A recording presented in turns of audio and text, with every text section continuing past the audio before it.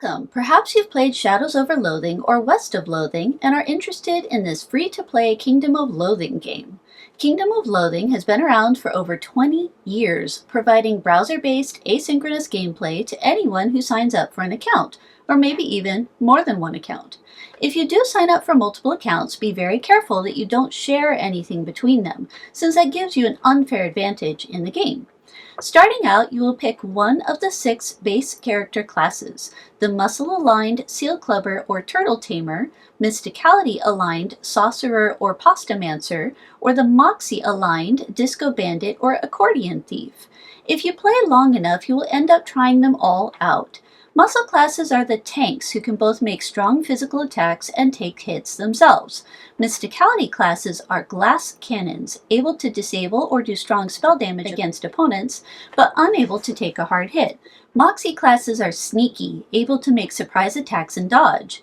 Each pair of classes has their own guild in Seaside Town: the Brotherhood of the Smackdown for Muscle, League of Chef Magi for Mysticality, and the Department of Shadowy Arts and Crafts for Moxie. Unlock guild access early to buy new useful skills as you gain character levels. Attack and defense spells, along with certain monsters, can be aligned to one or more of the elements: physical, hot, good against cold and spooky; cold, good against sleaze and stench; spooky, good against sleaze and cold; stench, good against spooky and hot; or sleaze, good against stench and hot. Your character's elemental resistance can help you survive elemental enemy attacks. Each important task in the game gets its own quest. Side quests such as unlocking your class's guild are optional, but you must complete all of the Council's quests in order to defeat the Naughty Sorceress. Defeating the Naughty Sorceress lets you ascend or start over, which most players do many times. Each time you ascend, you can pick what kind of gameplay you would like, from casual difficulty, normal difficulty, or hardcore difficulty, and how you would like the base game to change, such as only allowing recent items in a standard run, or playing as a different character class altogether, such as the Council Quest boss, Ed the Undying. Ascending also lets you build up karma, which you can use to save skills to use in future ascensions. Once you have enough ascensions under your belt and save more skills, you may be able to use both a Sorcerer and Disco Bandit skill in combat as a Turtle Tamer. Find quest reminders on your left-hand character sidebar or at the quest log in your campground. Don't be afraid to use the Cole Wiki if you're not sure how to move a quest forward. I've completed over 300 ascensions and still regularly consult the wiki myself. You level up your character through adventuring, or rarely through the use of certain items. Look for equipment, effects, and familiars to help you gain more experience from each combat. Cole Wiki is invaluable to find and use the right items in such a long-running game. You can also increase monsters' level to gain more experience, though be careful that you don't power up monsters to the point you can't defeat them.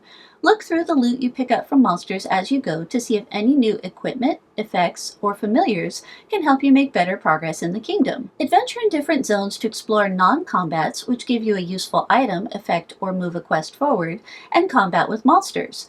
Every combat gives you the option to attack with a weapon, cast a spell, use a combat item, or run away. Avoid running away unless you truly cannot win against a monster, since you lose an adventure.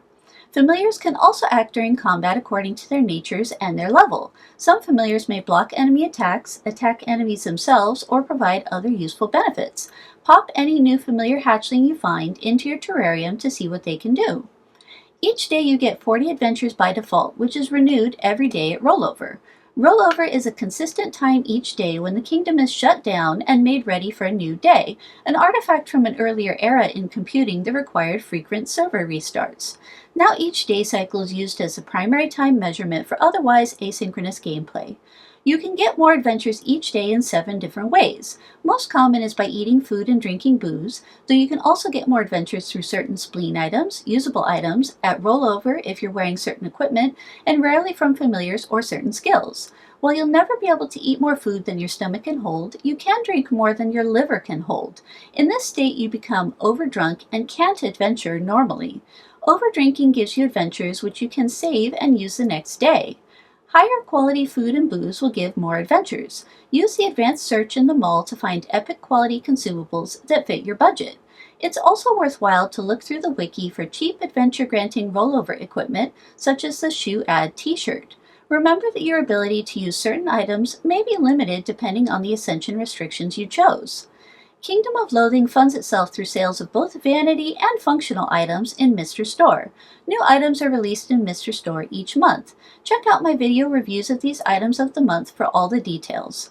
Though payments in Mr. Store are termed donations, the game is very much a for-profit venture, just like Asymmetric's other recent titles. Mr. Store only accepts Mr. Accessories and Uncle Bucks for purchases.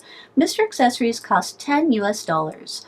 Both Mr. Accessories and Uncle Bucks can also be purchased with the in-game currency, meat, through the secondary player-led market. There are many ways to get more meat. Check out my September 24 Q&A video for a few ideas. Small items, far less valuable than a Mr. Accessory, can be bought and sold in the flea market in Seaside Town's Market Square. Items of any value can be bought and sold through the Mall of Loathing in Border Town. Items can also be bought and sold through player-to-player trades. The mall is usually the best guide to an item's market price. What I like most about Kingdom of Loathing is the kind and friendly players. Make sure to complete the Temple of Literacy so you can join the game chat. Popular chat channels are trade and games.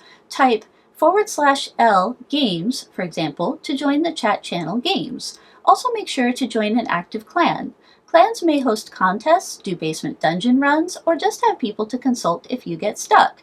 Most clans have useful furniture that provides small benefits each day, whether a buff or extra adventures. Above all, I hope you have fun in the kingdom. See you around!